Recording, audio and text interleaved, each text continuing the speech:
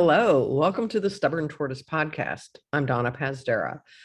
Those of you looking at this on video just saw one of my cats go by. So there you go. It's always a cat thing going on. Yes, and also if you are watching this on video, my eyes are super jacked up right now because I was standing in a lot of wind this weekend. For the J&J race up at Camp Eagle. I was volunteering. And there's just a lot of pollen in the air in general. And of course, the fact that we had a very late season front come through where temperatures went down into the teens. I think the real feel was like in the teens. Yeah, it didn't help. My face feels very chapped. Sorry. I just feel very aware of my skin right now, and so I've got some lotion on it. It feels a little bit better, but anyway, yeah, so it was sort of a big weekend, and those of you who want to hear about my life's probably the top 3 most embarrassing moments, stick around toward the end because I will share that with you, because it is running related, and apparently it happens to a lot of people, but it's never happened to me. So I'm not going to tell you until you have to sit and listen. Anyway, it's not that big of a deal. Well, yes, it is that big of a deal. Anyway, whoo. Yeah, so this past week, it was my spring break. And of course, as is customary for spring break, for me, the weather was sucky. Yeah, so it was pretty bad. And I just, again, I don't really enjoy running in the cold. So, yeah, so there was that. Did get a fair amount of work done, so that was good. But yeah, and I knew that I had the J&J race coming up. Well, I volunteered on Friday afternoon through Saturday afternoon, and yeah, which was my plan. Of course, I was not planning on it to be,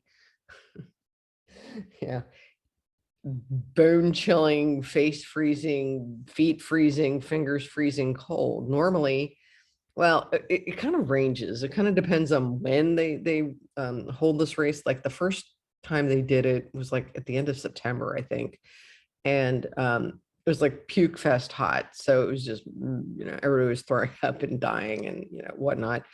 And it's kind of ranged from there. But this probably in my mind was the coldest J&J race that I've worked with or dealt with. And oh God, I have cats meowing at each other outside my front door. Hey, it's welcome to Donna's house. Anyway, yeah, so we had that going on. And so, and I was, when I was packing on, Thursday into Friday, I was kind of thinking, all right, well, we'll bring layers because that's always what seems to work. So let me tell you, wearing 3 layers of clothing, meaning a, what do you call it? A sleeveless, a short sleeve, and a long sleeve, plus my coat, gloves, a hat, jeans, 2 pairs of socks, like smart wool, and my Doc Martens. Okay, my feet were still freezing.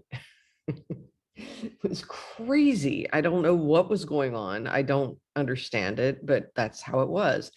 I was working at the pavilion, which is the start finish. And the thing is it, when the weather's warm, it's great to be in there because there's, a lot of circulation of air. On the downside, when it's cold, there's a lot of circulation and wind and dust. It's pretty unpleasant. So, anyway, I know I don't want to sound like I'm complaining. I mean, I sort of am, but it's like, I get it. It's like, I signed up for this and I do enjoy doing the aid station stuff. So it's fun, and yeah, so I got to hang out with, Chris McWaters and PJ and, a bunch of other people that I've known, through the years and make some new friends and things like that. So that was cool.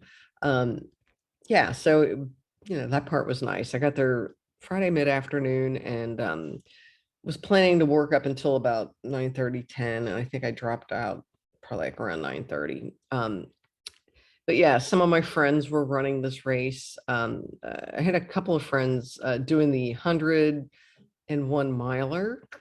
And also Judy Shipway, who has been on this podcast recently, was trying to make a comeback from her DNF at Rocky Raccoon 100K last month. And so she was out there, determined to, get that finish. And yeah, and then Nancy Marks, another of my friends, was out there, doing her thing, doing the 101 miles. And she's not a cold weather person either. So a few of us were, we all we all related, we got it. And yeah, so that was how that went. But yeah, so I, just ended up kind of work the finish line aid station for a lot of Friday night and or Friday evening. Toward the end of the evening, we had gotten a report that a woman, whom we eventually figured out was Judy, was going in the wrong direction and was trying to figure out her way back. And so we were all kind of worried, the guys were on the walkie-talkie and whatnot, trying to see if the aid station folks had seen her coming through, and we weren't getting, much in the way of information. And so, again, knowing that feeling of wanting to finish something that you set a goal for, and again, knowing her, and I really adore her. She's just such a lovely person, she really is. And I was kind of getting concerned, I was worried about her. And it was just about the time when I was getting ready to knock off for the night, because I was going to have to get up early the following morning to help with packet pickup, etc. But anyway, yeah, so I saw this figure approaching in the darkness, this headlight with a flashlight, just kind of swinging it, anyway. And I just kept thinking, I hope that's her. I hope that's her. And sure as God, it was Judy. And she wasn't done yet, but she at least, found her way back to start finish and was in great spirits. And I gave her a big hug and I was like, we were so worried about you. And she's like, I'm sorry. And that is that is such a Judy thing, because she is one of the, as I said earlier, she's just one of the loveliest people I think I've ever met. And doesn't want to like concern other people, is just, doesn't want people to worry about her and all that sort of thing. But of course we were, because that's how it is. And so we were all kind of fussing over her. But yeah, so that was good, though. I was very relieved, and it helped me, relax enough to go to sleep that evening, knowing that she was all right, and she was going to go back to her room and change out of her clothes and get on something warm and dry and all that. And that was good. Yeah, so so that was great. And so yeah, so I went back to my cabin on a Friday evening, and thankfully the cabins were, were pretty nice and warm. And yeah, my sleeping bag and socks and blanket, and all this stuff. I did shower before I went to bed, because let me tell you, the water in the cabins at Camp Eagle is like scorching hot. It was lovely. It just kind of helped, bring up my, core temperature, and it also helped relax me enough that I could sleep. And which I did. Had a lot of weird nightmares. I won't go into that. But I woke up around 5-ish on a Saturday. I was, there to help with the packet pickup. And which I did. And it was a little crazy at first, because it'd been a while since I'd done a packet pickup. So I was just sort of like, oh God, how do I do this? Do I remember what I'm doing? And the first couple of people, I think I'd forgotten to check them in. So I went back and fixed that. You just, it's just like, it's a process. It's not a big deal. And thank God it wasn't like this giant crush of people. This is the one thing I love post-COVID. Well, I know we're not really out of it, but we're kind of out of it. Was that you can, we have these rolling starts, and races, at least with Tejas, go over a couple of days. And so that's kind of nice, because you don't have this giant crush of people, at the packet pickup. And, secondly, at the finish or start finish, again, for slowpokes like me, I really appreciate that. So, but yeah, so, I did that for a while, and then, was helping out at the finish line. Again, I got them started on Friday night making ramen, made some quesadillas and, PB&Js. And yeah, so, I was sort of multitasking, and I did find out that Judy had finished.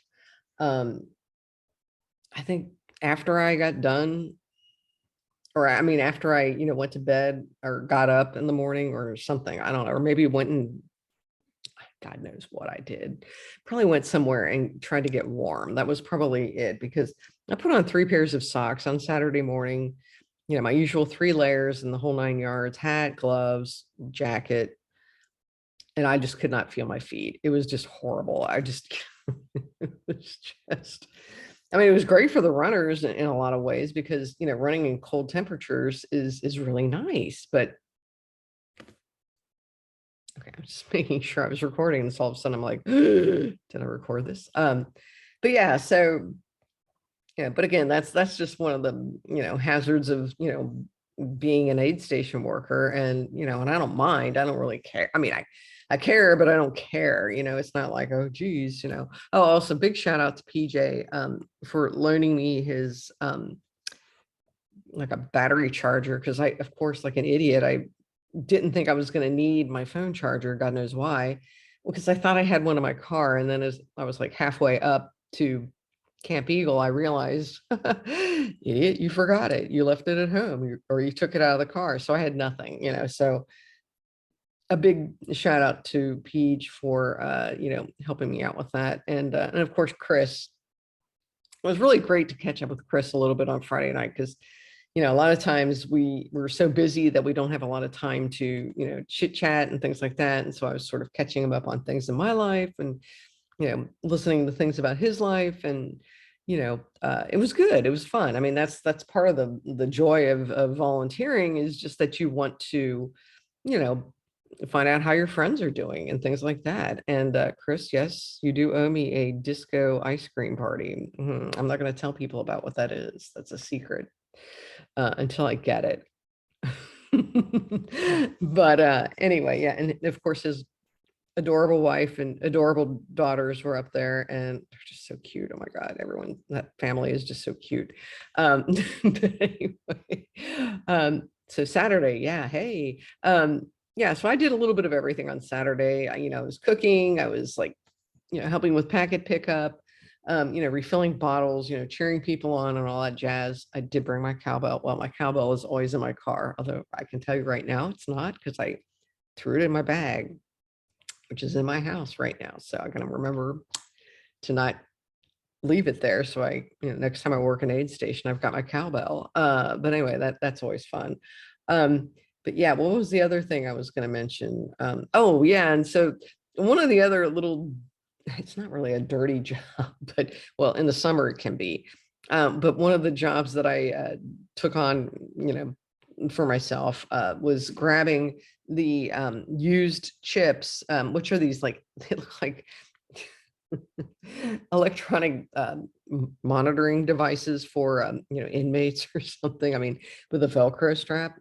Obviously wouldn't give inmates something with a Velcro strap. Yeah, but anyway, yeah, I do love those. They're really nice, and it's much better than wearing a giant bib with a tracker thingy on the back. But anyway, so I took it upon myself to organize those suckers, because they've got like these, I don't know, for lack of a better description, it's sort of like a little organizer box, and they've got several of these, and there's numbers in them, and so you put the chip by the number, and you have to roll it up and then flip it in such a way that it shows that it's been used. And that way, Kyle Wilkie, the timing person, can launder them for the next race. And we've got a way of knowing who's.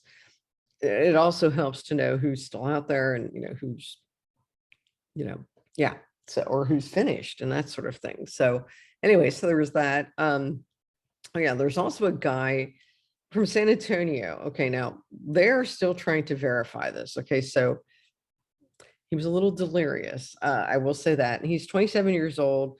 Um, and he is a regional manager or something for Gold's Gym. And the most he'd ever run before was a 5K. Okay, so that was kind of weird, but all right, whatever. Kind of took it as a dare. But he ended up finishing the 101 miler. Now, originally, when I was there, he finished it in like second place, which is pretty incredible. The problem is that his splits were a little dubious at times. And so uh, he got a buckle, but when I was looking at the results a little bit ago, it says it's pending. So I'm not real sure what's going on. He did get lost. Okay. And he does not wear a timing watch or anything like that. And so, you know, I'm not saying the guy cheated because I mean, I'm pretty sure he did a lot of miles. I don't know whether he did the 101, and I'm hoping he did.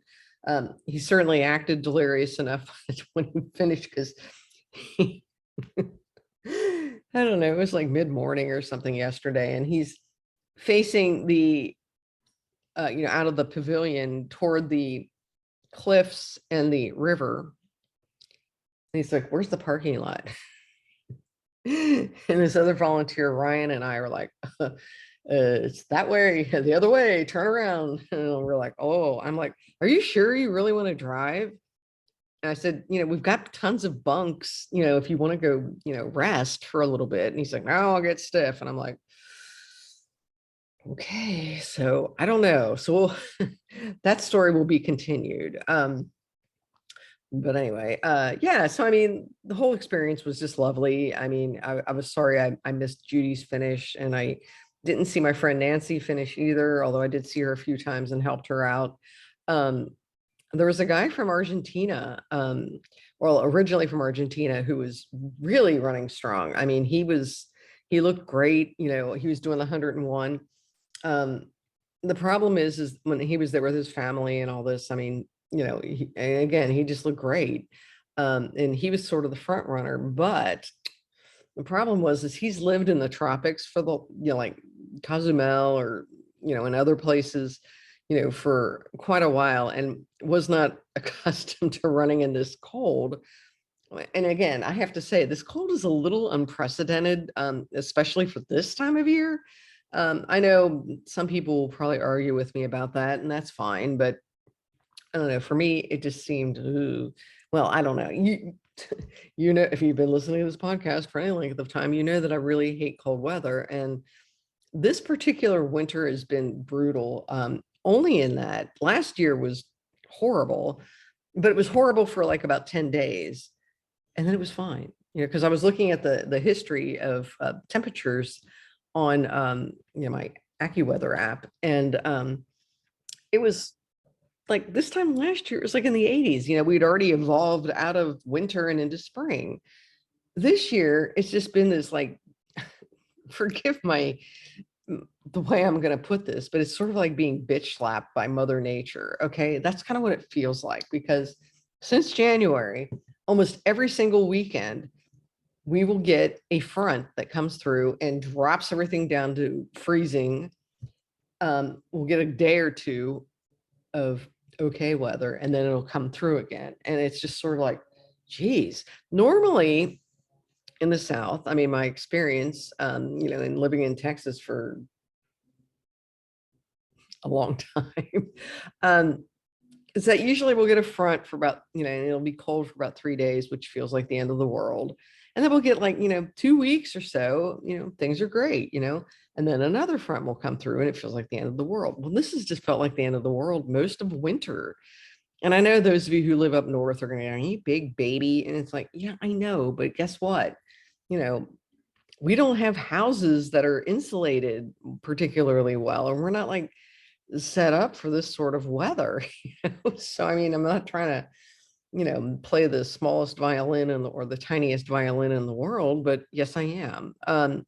Also, just as an aside, I am getting insulation put in my house this coming week because it needs it. And I've been just kind of putting it off a little bit. And but yeah, so hopefully that will make things feel better. And of course, that's going to guarantee that it's going to be fine. The weather's going to be great. Although it's going to help in the summer. So I'm really excited about that. But anyway, yeah, so blah, blah, blah. Yeah, so J&J race, great. It was still going on, yesterday when I left, and still going on a bit this morning, from what I understand. I had to get back because I had a race that I signed up for. I think I mentioned this last week, where I did the Prickly Pear. Okay, this is where one of my life's most embarrassing moments, or most just humiliating, horrifying moments happened. Okay, so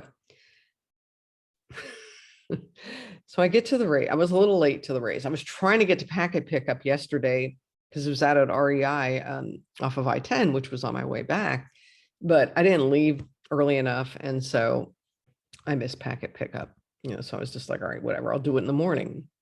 And of course, as you know, we had the time change, and so I got up on time this morning and got myself out the door. And the parking already at this place was just like, crazy. And so I had to, like, park far away.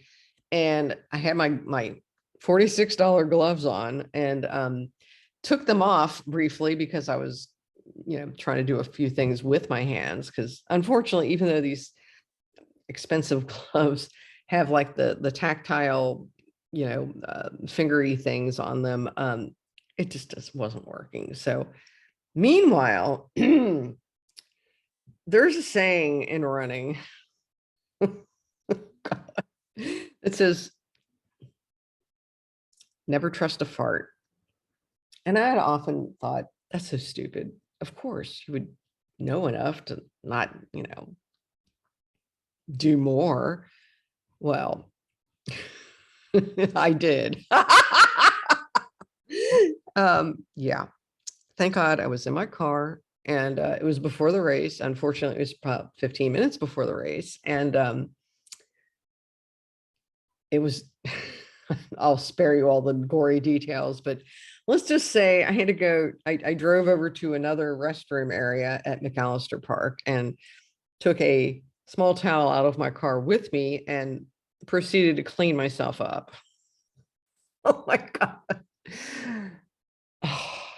I know, me to be authentic. Okay. So here we go, shit happens. Literally. So there I am. I'm trying to clean up my tights, clean up myself, finish the job, if you will. And I knew I wasn't too far. By then it was like 8 o'clock. The race had started. I was doing the 15K, or it felt like a 20K. But anyway, I was like, oh God, I'm just gonna go home, put on some different tights, come back. And I was like, well, that's stupid. You're close to civilization, so I can't believe I'm sharing this. I drove up to Target, which is like, like an exit or so away. And so thank God it was open, and I found some decent tights that fit, well, I didn't try them on, obviously. I mean, I was cleaned up by this point. Okay, please do not misunderstand me. Okay. And it wasn't that gross, but it was just gross enough that I was just feeling hideous. I was like, there's no way I'm going to try to run a race like this, in this condition. So I bought some tights at Target, and I bought a couple of other things, some wipes, which I did not have with me, and, whatever. And, do the self-checkout because I didn't feel like dealing with people. And of course, there's a lady at the checkout line, and she's like, look at you getting all your, errands done early. And I'm like, if you only knew, lady. And I'm like, yeah, and the time change. Yeah. And so and then I slithered into the restroom. And of course, there had to be somebody in there mopping, And so I change out of the not so soiled tights, and clean myself up a little further, and took the tags off, put on the clean tights. I was good to go.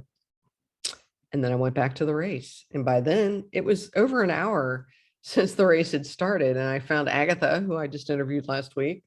And I'm like, she's like, what are you doing? And I'm like, well, Of course, I want to tell her, of course, if she's listening, she'll know now why I was sort of horrified. I was just sort of like, well, I kind of had this situation at home, which I was kind of white lying about it.